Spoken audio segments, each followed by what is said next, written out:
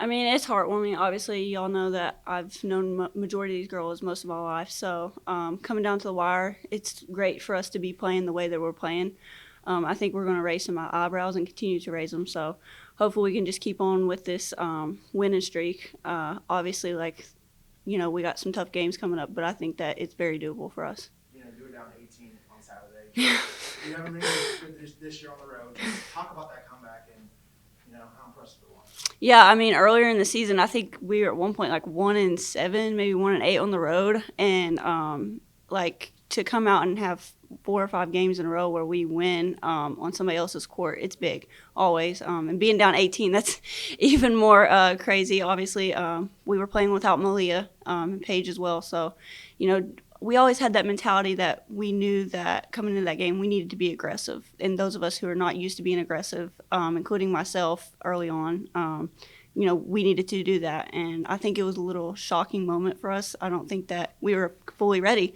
Obviously, in the first quarter, we weren't doing that. And Coach Nick called a timeout at one point, and he's like, "Y'all don't need to sit down. Like, you're not doing nothing." And that's the type of coach we need, somebody to kind of get on and get after us, because I think that's what motivates the team mainly.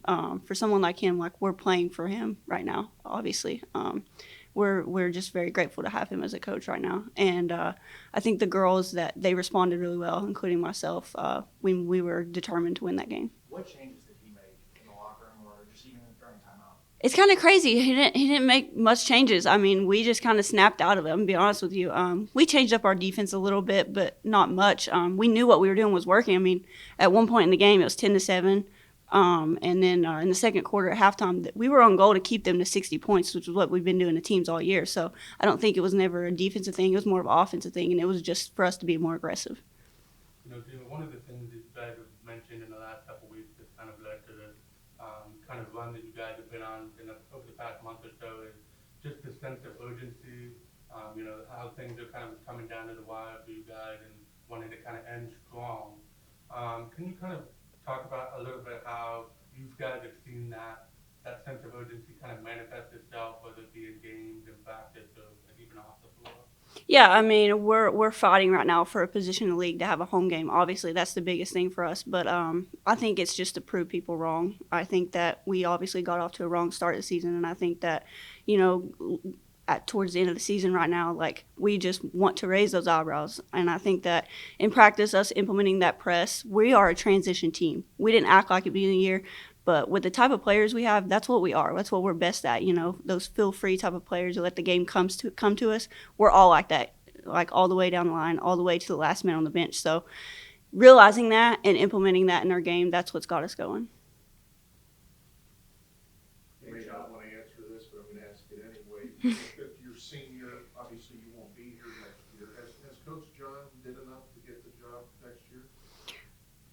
I mean, I obviously, he's in a tough position. I would not want to be in the position he's in, but I think that he's doing a wonderful job. The man has been throwing cards that he probably would not want. I wouldn't want to be dealt with. Obviously, he didn't get to prepare all summer for this.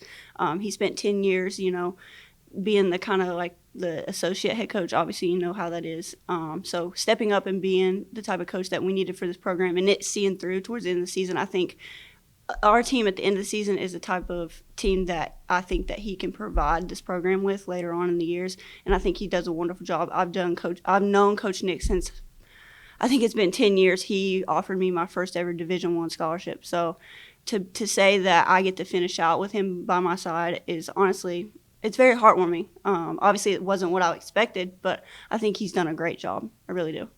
As John mentioned, you got Horizon Player of the Week. Just talk about that and talk about it. I mean, I've never received something like that before. I've always kind of been the point guard, the distributor, even when I was in the SoCon with Chattanooga. So it's kind of heartwarming for me. I always wanted to experience something like that. So for it to happen my senior year, towards the end of the year, I think that I feel like it's a great reward for myself for everything I've done.